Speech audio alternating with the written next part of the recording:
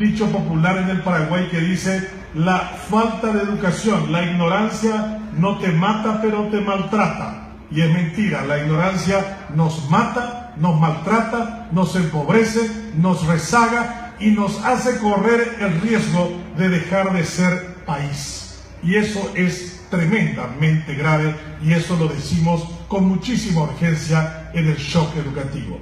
Hay análisis profundo sobre la pobreza. En el Paraguay 94% de nuestros pobres no ha terminado el segundo grado. 94% de nuestros presos solo han terminado el segundo grado. O sea, si no querés terminar en la pobreza y no querés terminar preso, estudiá. Pero estudiar cosas que realmente sean importantes, trascendentes y te den valor, porque si te vas a la escuela y después de 6 años no saber leer ni escribir, y el maestro tiene que hacer pasar de grado porque tiene que estar bien con las estadísticas, porque el supervisor tendría problemas si sus maestros no hacen pasar a todos, es que estamos ante una situación muy, pero muy grave.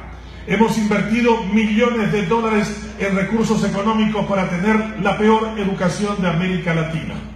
La educación es la clave que construye los pueblos. Argentina fue un país importante y serio cuando creyó en la educación.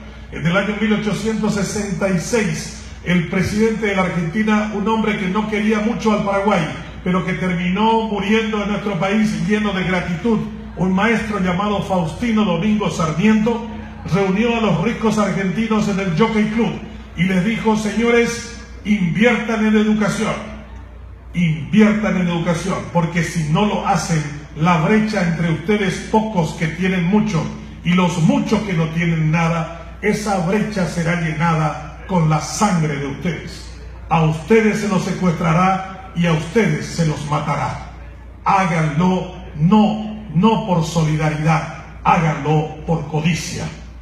Y los argentinos creyeron en la educación hasta el año 1930, en que fueron realmente en picada después de haber sido uno de los grandes países de América Latina y del mundo. En 1910, la Argentina era uno de los 10 países más ricos y prósperos del mundo. Hoy está ubicado en el puesto 98.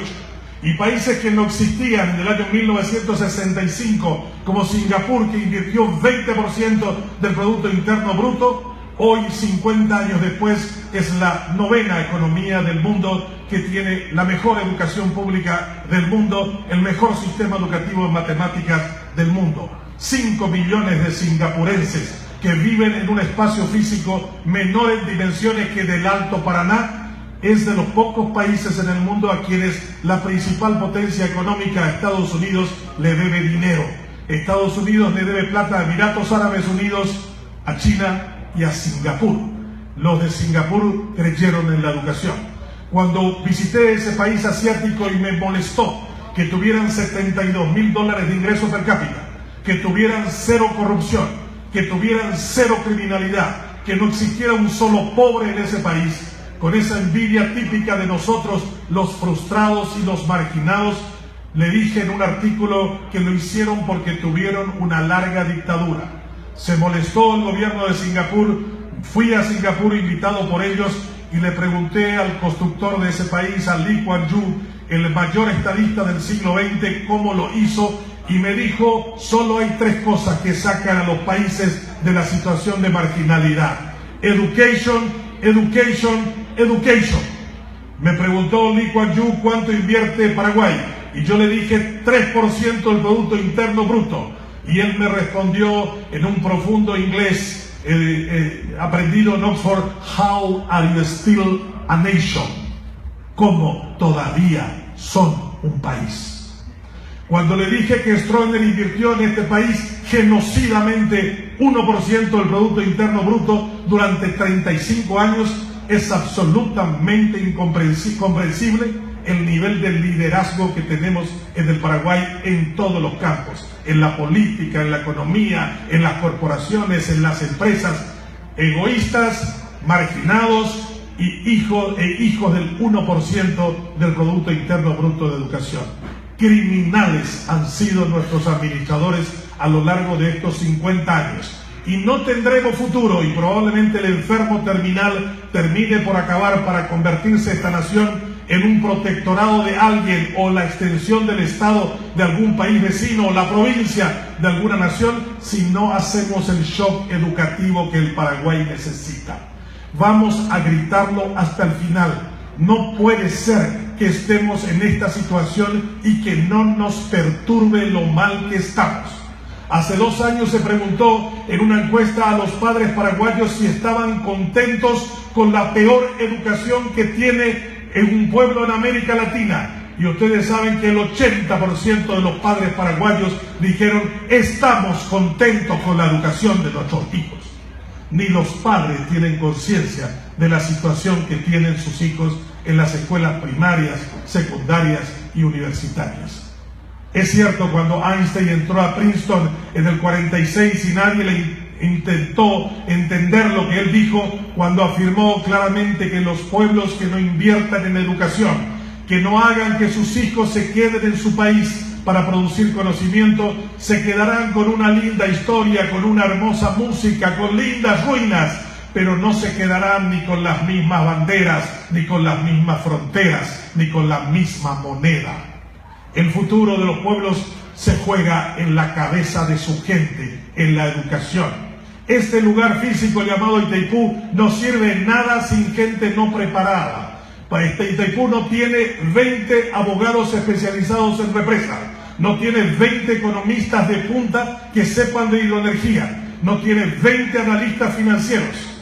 Un ex profesor mío de Harvard, Jeffrey Sachs, me dijo: ¿cómo es posible que hicieron un tratado con Brasil poniendo la tasa de interés fijo al 11% y no fluctuante como debieran? Por eso van a seguir pagándole al Brasil la plata que ustedes prestaron de bancos brasileños hasta el 2023, cuando si lo hubieran puesto a tasas fluctuantes lo hubieran pagado hace mucho y hubieran tenido 1.300 millones de dólares en sus bolsillos cada año. ¿Cómo es posible que pusieron en el tratado que la energía que ustedes no usan lo dan a Brasil a precio de que realmente es de producción y no al precio de contratación y menos al precio de comercialización en Brasil?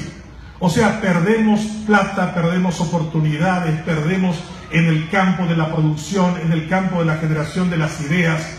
Somos un pueblo chato y mediocre porque no creemos en la educación. En Paraguay, cuando creyó en la educación, le fue bien. Cuando tuvo gente como Eligio Ayala, el más grande presidente del siglo XX, y le preguntaron cómo había llegado a ser el gran presidente de Paraguay, él dijo: porque estoy sentado sobre los hombros de la gente más brillante que tuvo el Paraguay. Los pueblos se hacen con maestros, con alumnos dedicados y formados. Siempre me admiró un hombre como Estigarribia, que fue capaz de conducir al Paraguay en la guerra victoriosa contra Bolivia. ¿Qué había sido el misterio de ese pequeño hombre que hablaba con una voz casi femenina y que sin embargo hizo una epopeya extraordinaria que remangó al ejército boliviano 800 kilómetros del lugar a donde habían quedado? Y cuando supe que su maestro había sido Moisés Bertoni, entendí por qué Estigarribia tenía esa grandeza tan extraordinaria, porque antes de militar fue educado por un maestro de una trascendencia enorme como este sabio suizo. Lo mismo que cuando le preguntaron a Alejandro Magno qué había sido de él para haber conquistado casi la mitad del mundo conocido en la época a los 31 años. Y Aristóteles le dijo: ¿cómo no voy a ser lo que soy si mi maestro, mi preceptor es Aristóteles? El maestro de Alejandro Magno era Aristóteles.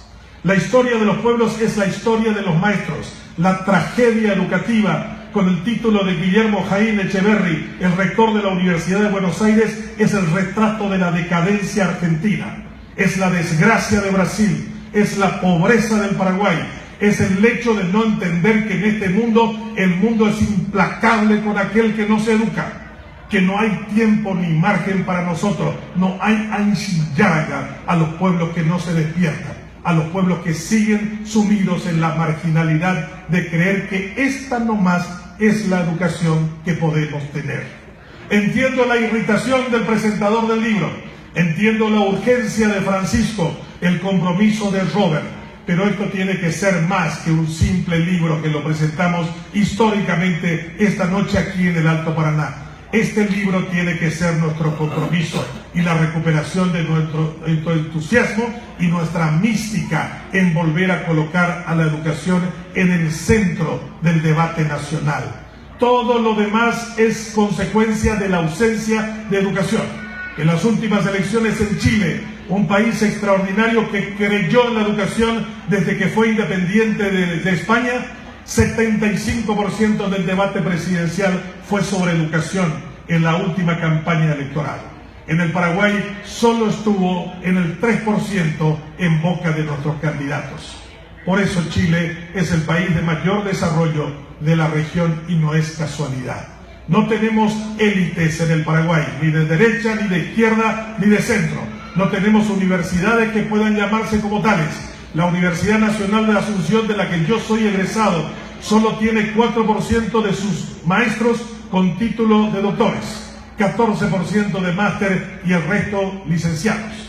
No tenemos profesores ni para una sola universidad y tenemos inscritas 54. Estamos jodiendo, macaneando y jugando con la educación. Y lógico, si hacemos de esa manera, no vamos a quedarnos con la misma bandera, con la misma frontera, ni con la misma moneda. Nos jugamos, como dice Einstein, nuestra soberanía del futuro.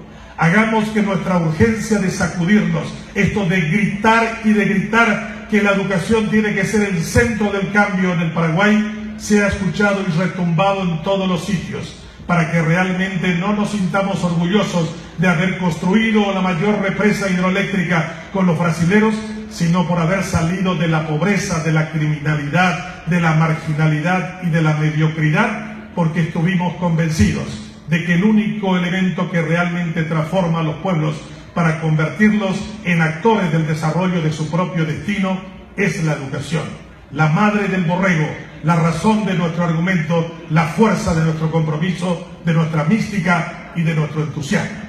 Muchas gracias.